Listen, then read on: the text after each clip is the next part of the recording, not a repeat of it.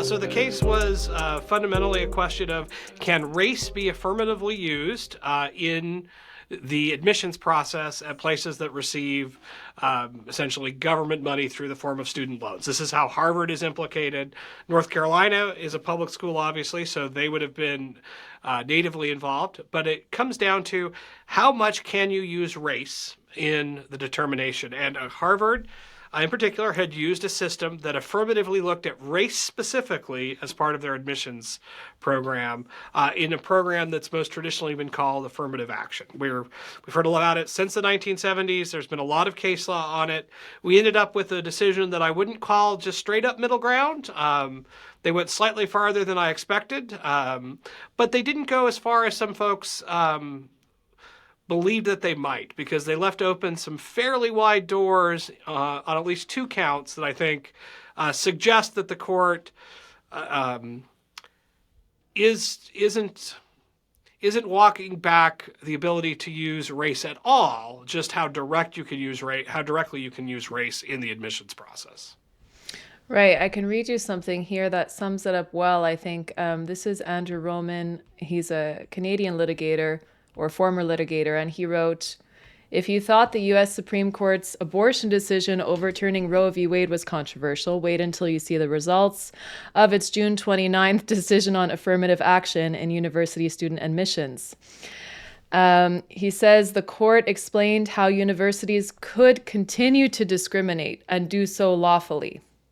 The effect of this somewhat inconsistent messaging can be interpreted by university administrators as, you can keep on discriminating, just be more subtle about it. So that's kind of the critique of the ruling.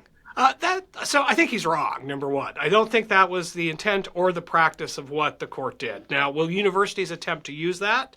I suspect that part of his comment is correct.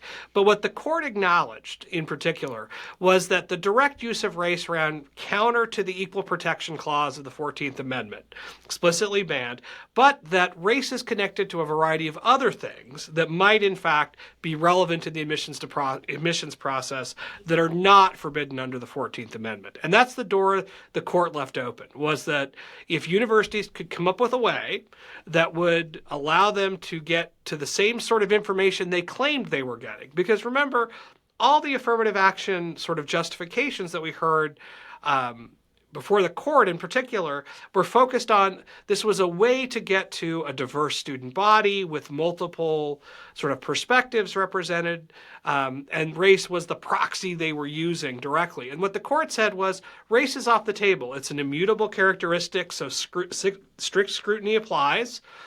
You cannot use it directly in the admissions process as had been being done. But there may be relevance that comes from the life experience connected to race. And so universities, I expect, will start to craft a response to that. And in some ways, that's a fairly middle ground opinion. It sets a bright line about the procedural side. You can't simply use race and create a point system or any of those sorts of things, all of which had been schemes that were used before. But you can identify ways in which you would like the student body to look that is not connected to race, that is more tied to things like life experience or adversity or those sorts of things. It just can't be explicitly based on race. So that I think is a middle ground. And I suspect that is the influence of the Chief Justice. If you remember, that's who I talked about that I thought was the wild card in the affirmative action case. I wasn't particularly surprised that he was the author, partly because he could craft a decision like this that I think was an interesting one.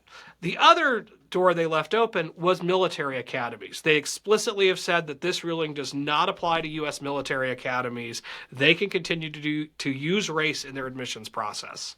And so we do end up with a bit of a middle ground happening here, but not quite as middle ground as I thought. I thought they would give us a new test, and instead what they did was say, race is off the table if you can redesign your admissions process to account for the things you claim you want, but you have to do it without including race.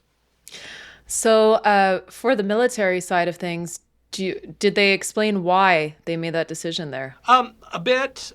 It's a fairly weak part of the decision. Fundamentally, it came to do with the interest of the national government in maintaining a military and readiness, all those sorts of things. I would love to know what the back and forth was that led to the exclusion of the military academies. I'm sure there will be people that will write epically long discussions about why they were excluded. We've seen some of this happen already online.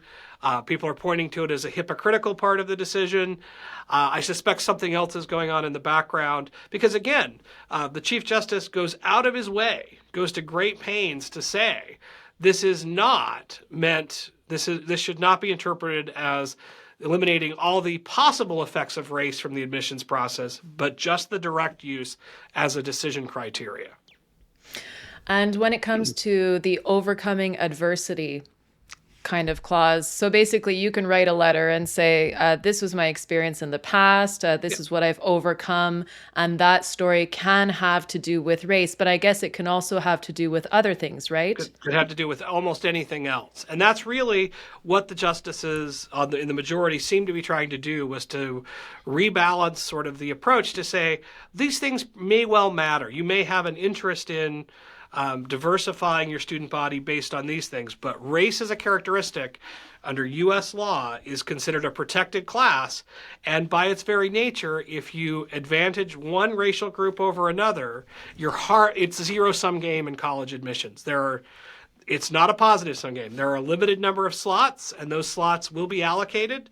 And so if you advantage one racial group over another, you're creating the harm to the other racial group. And fundamentally, that's where the decision rested. Okay. So I guess what the critiques of this nuanced decision are saying is, well, you could, let's say, write, I overcame adversity because X, Y, Z, this was my past, and this is the color of my skin, and this is how it negatively affected me, and then I overcame it. But you can also have somebody come in and not have race be part of their letter of overcoming adversity. And I guess it will become subjective decisions based on kind of each university's decision and how much they want to apply it to promote a certain, I guess, ethnic or racial student body. Yeah, so that may well be how they choose to act. If that's the path they go down, I think there'll be a severe jeopardy of another ruling. I mean, essentially, what this does is, I think, sets up that litigation on this subject isn't over. Because again, if race is a direct sort of impact on the admissions decision, the court has set that outside the boundaries. What they have said is race is a variable that matters, sort of speaking in sort of with my econ hat on, but it can't be the variable that you actually make decisions based on. And so I suspect there will be future litigation. I don't think this is the last word on the subject by any means. I suspect we'll see lots of pushing around the edges to try to figure out what exactly and how far does this ruling actually go. And how about people who are very much pro-affirmative action, maybe progressives or people further along on the left side of the political spectrum? What are they saying about this? Well, they view it as, I think, what it was, which was an end to race-based decision-making directly in higher education admissions. Essentially, it's a restatement of a long-standing principle of the 14th Amendment. We've flirted around the edges of this since the 1970s. If folks want to sort of get the long history of affirmative action, we did an episode on that. I'd send them to go watch that. But this has been coming for a long time. It's not a surprise, I think, that we've ended up here, that we see this get struck down over and over again, because what the court had done previously was try to propose tests that weigh out the balance and do all those things. But what they did in this decision was set race as off the table and then said, if you're trying to get to the information you claim you are, which is a diverse campus with a plurality of perspectives, you can do that. You just can't use race as the direct thing that does it.